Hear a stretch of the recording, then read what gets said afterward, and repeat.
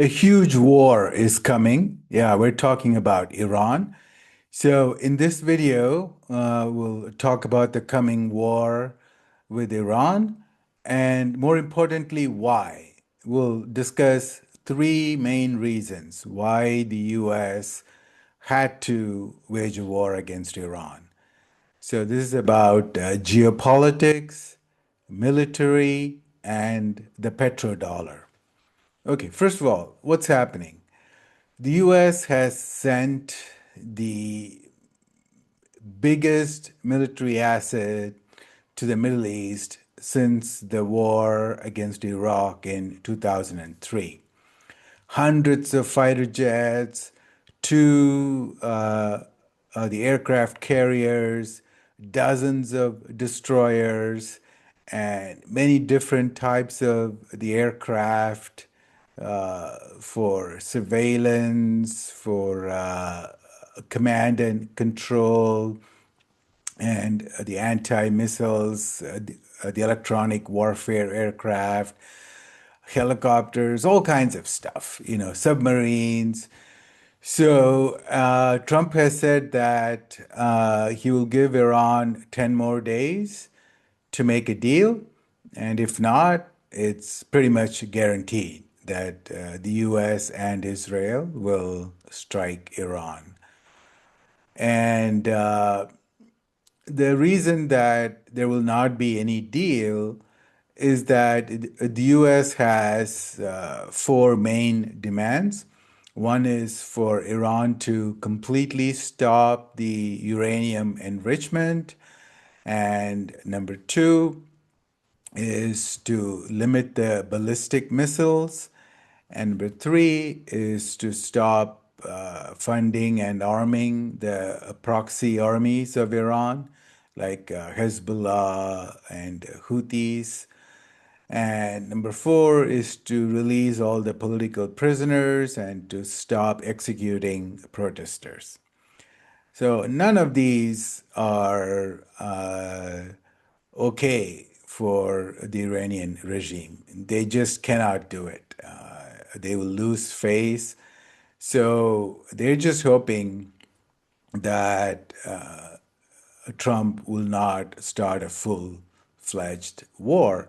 Because, if you look at Trump in his first term and his second term, he's always been against big wars. And he's always talked about how the war in the Middle East, during the Bush administration era were wrong. And he's given many speeches about how he's a peacemaker, peaceful president who deserves Nobel Prizes for stopping wars. So that is the Iranian government's hope or false hope that Trump wouldn't dare to start a big war. But here are the three reasons why the US, if you look at it as the empire, the US empire, must wage a war to do a regime change in Iran. Number one is geopolitics. Okay, so the U.S. If you read Brzezinski's book, The Global Chessboard from the 1990s, he was the mastermind of many American geopolitical strategies. So he wrote a book called The Global Chessboard, in which he says that the biggest threat to the US hegemony, the global hegemony, would be the Grand Coalition. That's what he called it. The Grand Coalition of Russia, China, and Iran. Okay. So the US tried to start a proxy war against Russia through Ukraine, so that's still going on. So China is the biggest threat to the US, so that has to come at the very end. And so the logical step would now be to do a regime change in Iran and have a friendly government. So if you go back before 1979, the Shah of Iran was very friendly with the U.S. You know, he would visit the U.S., he would have huge parades, he would meet all the presidents, the media loved him. The U.S. even gave the Shah of Iran a nuclear reactor, and he bought all the American fighter jets and American weapons. So it was a wonderful win-win relationship between Iran and the West. So, but obviously, the U.S. would like to have that again, right? So it's two birds in one stone. One, the U.S. gets to break the grand coalition of Russia, China, and Iran. And number two is to flip that and to turn Iran into a friend of the U.S. And this would obviously also help the Israeli government. Netanyahu has been dreaming of this for 30 years. In the late 1990s, he co-wrote a paper called Cleaning Break. So in that, he said the U.S. and Israel need to get rid of all the antagonistic governments in the region. And after 2001, there was this famous meeting between General Wesley Clark and a Pentagon person who said, "Yeah, we are going to do regime change in 7 countries in 5 years." So that should have been done in 2006. So it's 20 years late. Uh, but they have pretty much, they were able to do regime change in 6 out of those 7 countries so far, right? So Syria, Iraq, they said Lebanon, but Lebanon is already friendly with the US. But they probably meant Hezbollah, and then Sudan, Libya, Somalia. So they've succeeded pretty much everything that they planned for. The last big piece is Iran. So they're going to do that. Now, why do they have to do it now? It's because it's the second reason is the military reason. Already it's very difficult to do a regime change in Iran, right? The war with Iran is not going to be a walk in the park. We don't know. Maybe the Iranian missiles could do severe harm to Israel. Maybe they could maybe they could sink a few of the American ships. So just imagine if the U.S., the aircraft carrier, gets severely damaged or sunk. That would be huge because that has not happened since World War II. Uh, and then what if Iran just bombs the Arab countries like Kuwait, UAE, Qatar, and they destroy the big, beautiful, prosperous cities there? So there are a lot of concerns about the capabilities of Iran. It has about 2,000 ballistic missiles and a lot of short-range missiles. And we don't know if the US and Israel would be able to stop all these missiles.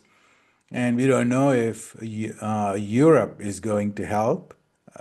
Maybe the UK might help, maybe France might help, but we don't know about the other countries, how much they will really contribute. They'll probably just sit on their bums and watch it from far.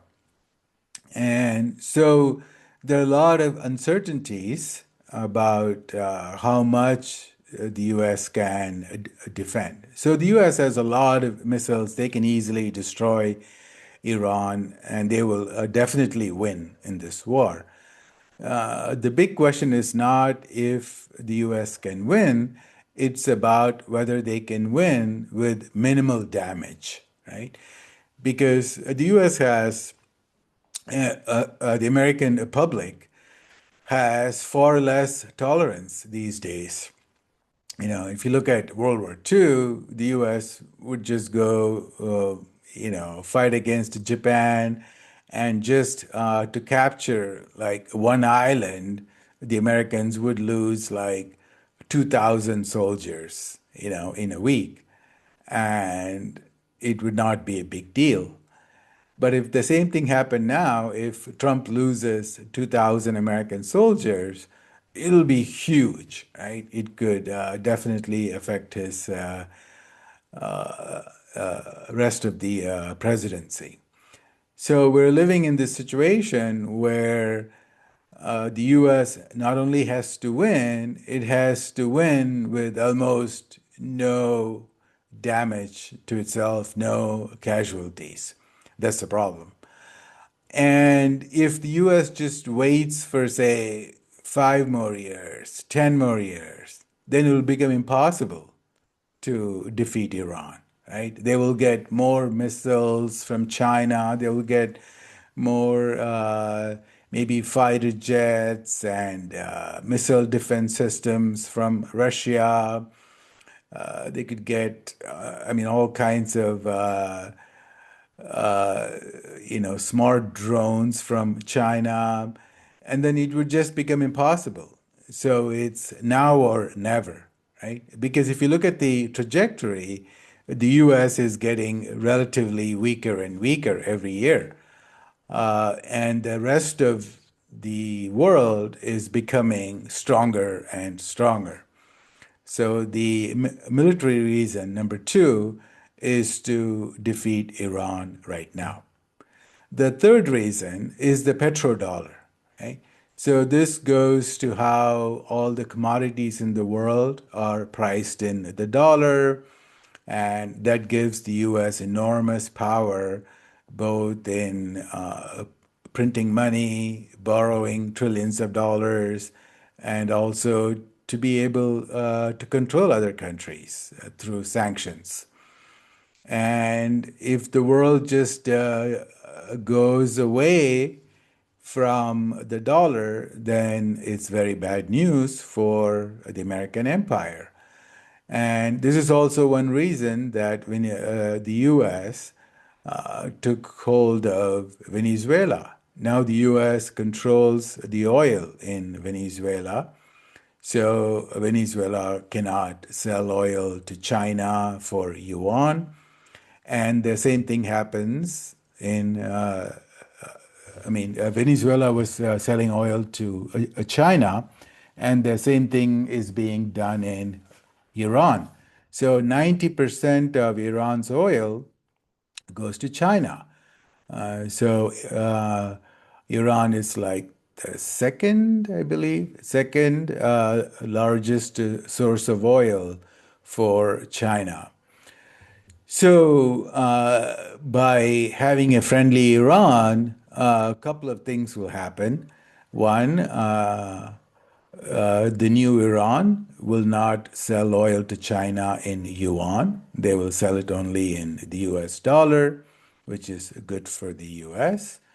And number two is that the American oil companies will have huge contracts in Iran, and the US will be able to have a lot of say over the oil resources. It will help the US companies make profits, and it will protect the petrodollar, and it will also weaken China because China was buying oil from Iran at a huge discount, okay, like 60, 70% discount. So now China will have to pay the market price. Okay, uh, so it'll be good for the US and bad for China. Okay. So these are the three main reasons: geopolitics, military, and petrodollar. And these are all very, very important and also very urgent because, as we talked about, if the US does nothing, it'll become impossible to do a regime change in the future. So it's now or never. And my guess is that the war will start in the second week of March because the USS Gerald Ford still hasn't reached the Gulf of Oman or near that area. So that'll take about 10 days. And then Iran has about 10 days to respond with a proposal. So Trump needs a diplomatic excuse. He will say, well, we gave Iran a chance. We had several rounds of talks and they all failed. So my only option is military option. And the U.S. has to work with the U.S. has a lot of military bases in the region. So the U.S. has to make sure that all those military bases are protected. They have enough THAAD and Patriots, and they'll probably try to neutralize a lot of the military assets within Iran, like sabotage their missiles, sabotage the launchers for the missiles. Because if you have a lot of missiles, but if the missile launchers are not working, then all those thousands of missiles are useless. So the most pragmatic way to defeat the enemy is to make sure that the enemy cannot launch the missiles, okay? And then the rest of the job is easy. And the US is also probably working with the moderates and the reformists within the Iranian government to see if they can do a coup. Because if, say, say after 2 or 3 days of war, if there's a coup and the moderates get rid of Khomeini, then the war will be over, right? So that's another hybrid war situation to easily win. So if you look at the way that Israel defeated Hezbollah, it was by using pagers, the exploding pagers, and to have spies who told Israel precisely where the Hezbollah leaders were staying or having meetings, and then it was so easy. Then Israel was able to defeat Hezbollah with the least consequence. So that's something that the US would definitely try to do. So that's the summary. Hope you enjoyed it. Like and share, and we'll be doing more as the situation evolves. Thanks. Bye.